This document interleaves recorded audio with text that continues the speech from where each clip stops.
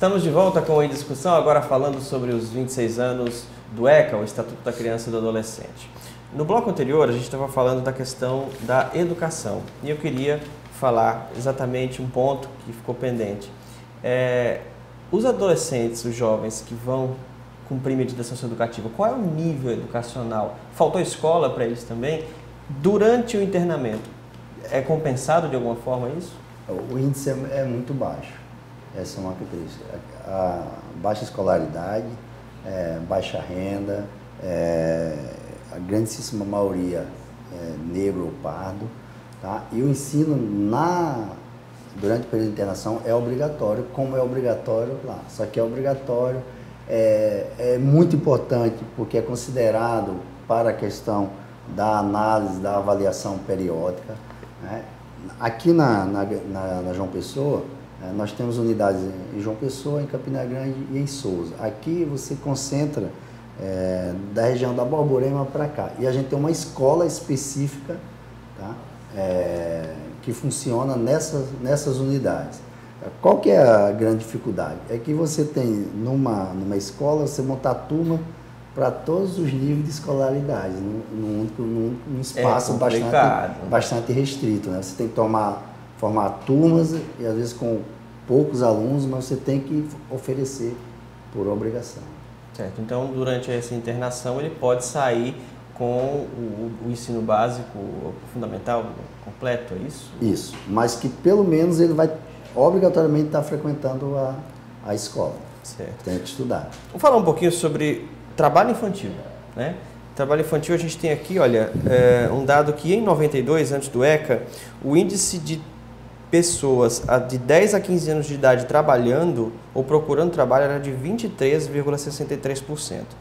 Em 2010, no último levantamento, o número foi de 1,9%. Mas o trabalho infantil ainda é uma realidade e tem gente que defende isso, não é isso? Exatamente. É grave, né, a situação, porque criança, na verdade, é para estar estudando, é para estar curtindo, com lazer, esporte, educação.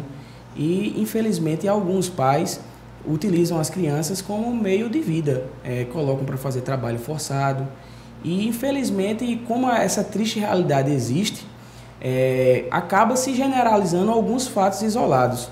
Porque, se a gente parar para analisar, nesse São João mesmo, eu vi uma campanha, até acredito que foi do tribunal, para fazer o combate contra a exploração do trabalho infantil. Porém, em Outro Norte, se a gente analisar o período junino, é um período de férias.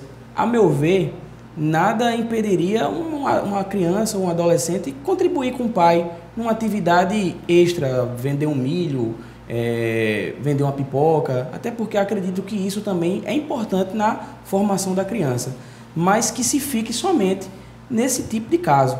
Os trabalhos em que são explorados a criança como meio de vida e como meio de renda tem que ser realmente combatido, tem que ser denunciado, porque lugar de criança é na escola. E o trabalho, Rafael, me permita, que compromete o estudo e o futuro da criança. Eu nasci na zona rural, tá? Na cidadezinha aqui da Paraíba chamada Mulungu, e eu convivi com essa realidade. Minha mãe era professora da escola e a gente trabalhava, mas trabalhava quando não tinha aula, trabalhava em feriado, trabalhava para ajudar meu pai. Legalmente a gente não trabalhava, a gente estudava de manhã e estudava à tarde em casa. Quando o pai precisava, a gente ia lá ajudar, tanto que chamava de ajuda. Muitos colegas meus de infância, não, com 7, 8 anos tinham jornada de 10 horas de trabalho. Tá?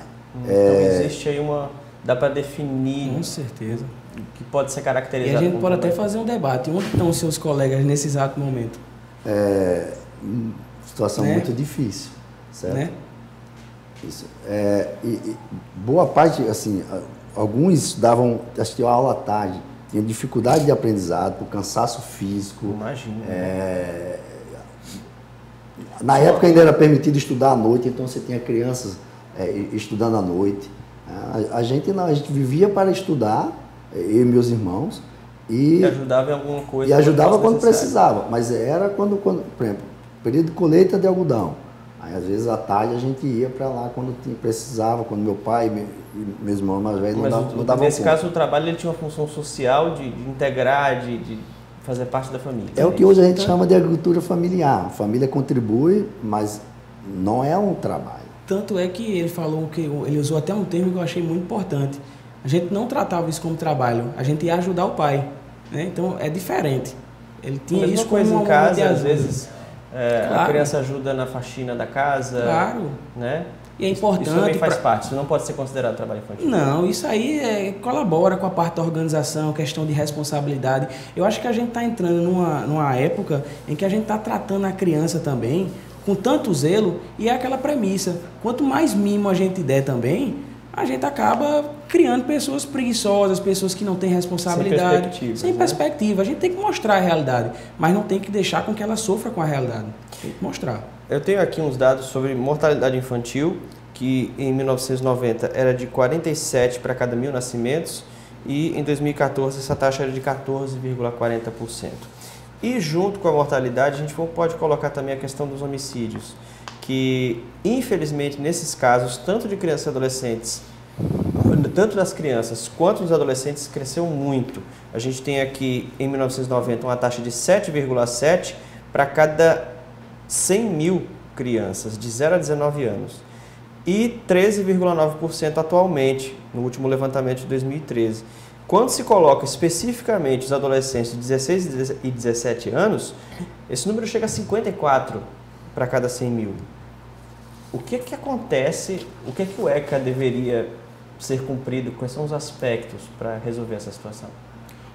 O grande problema desse aspecto aí, a gente vê a questão da queda da mortalidade infantil, que eu acho que já é uma grande contribuição do ECA, quando a gente para analisar a questão de atendimentos básicos de saúde, o pré-natal, todo o acompanhamento. Muitas vezes essas crianças, essas mães vão até o Conselho Tutelar e o Conselho Tutelar faz os devidos encaminhamentos para atendimentos de saúde.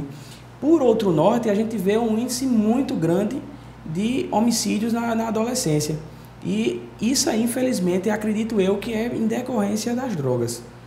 A criminalidade tem crescido, a gente todo dia abre os jornais e assiste ao programa de televisão e estamos vendo todos os dias a grande crescimento da violência e sem controle.